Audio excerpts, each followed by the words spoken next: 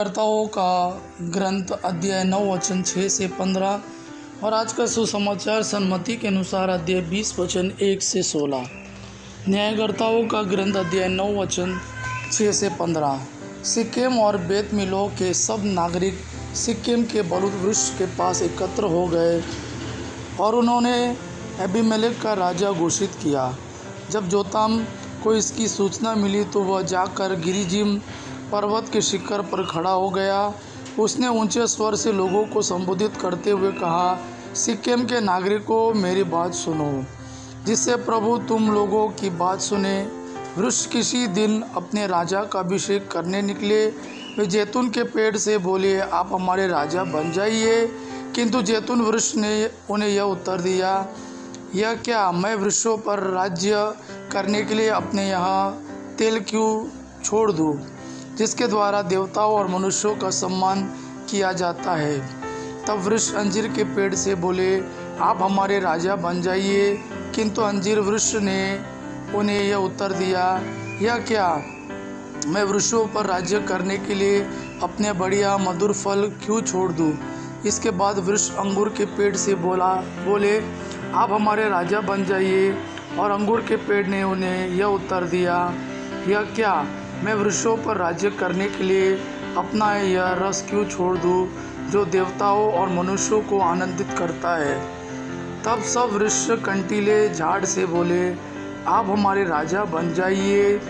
कंटीले झाड़ ने वृक्षों को यह उत्तर दिया, यदि तुम लोग सचमुच अपने राजा के रूप में मेरा अभिषेक करना चाहते हो तो मेरी छाया की शरण लेने आओ, नहीं तो कंटीले झाड़ में से आग निकलेगी और लेबनोन के देवदार वृक्षों को भी भस्म कर देगी।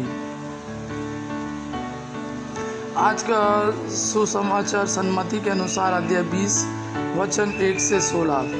यीशु ने अपने शिष्यों को यह दृष्टांत सुनाया, स्वर्ग का राज्य उस जमींदार के सदृश है जो अपनी दाखबारी में मजदूरों को लगाने के लिए बहुत सवेरे घर से निकला। उसने मजदूरों के साथ 1 दिनार का रोजाना तय किया और उन्हें अपनी दाखबारी भेजा। लगभग पहले पहर पर वह बाहर निकला और उसने दूसरों को चौक में बेकार खड़ा देखकर कहा, तुम लोग भी मेरी दाखबारी जाओ, मैं तुम्हें उचित मजदूरी दे दूंगा। और वे वहाँ गए। लगभग दूसरे और तीसरे पहर भी उसने बाहर निकलकर ऐसा ही किया। वह 1 घंटा दिन रहे, फिर बाहर निकला और वहाँ दूसरों को खड़ा देखकर उनसे बोला, तुम लोग यहाँ दिन भर क्यों बेकार खड़े हो। उन्होंने उत्तर दिया, इसलिए कि किसी ने हमें मजदूर में नहीं लगाया। उसने उनसे कहा, तुम लोग भी मेरी दाखबारी जाओ। संध्या होने पर दाखबारी के मालिक ने अपने कारिंदा से कहा, मजदूरों को बुलाओ, बाद में आने वालों में से लेकर पहले आने वालों तक सबको मजदूरी दे दो। जब वे मजदूर आए जो 1 घंटा दिन रहे काम पर लगाए गए थे तो उन्हें 1-1 दिनार मिला। जब पहले मजदूर आए तो वे समझ रहे थे कि उन्हें अधिक मिलेगा, लेकिन उन्हें भी 1-1 दिनार ही मिला। उसे पाकर वे जमींदार के विरुद्ध बुनबुनाने लगे और बोले, इन पिछले मजदूरों ने केवल घंटे भर काम किया, तब भी आपने इन्हें हमारे बराबर बना दिया, जो दिन भर कठोर परिश्रम करते और धूप सहते रहे। उसने उनमें से एक को यह कहकर उत्तर दिया, भाई, मैं तुम्हारे साथ अन्याय नहीं कर रहा हूँ।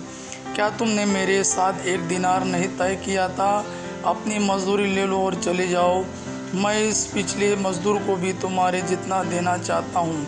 क्या मैं अपनी इच्छा के अनुसार अपनी संपत्ति का उपयोग नहीं कर सकता। तुम मेरे उदारता पर क्यों जलते हो। इस प्रकार जो पिछले हैं अगले हो जाएंगे और जो अगले हैं पिछले हो जाएंगे। यह प्रभु का वाणी है। प्रभु को धन्यवाद।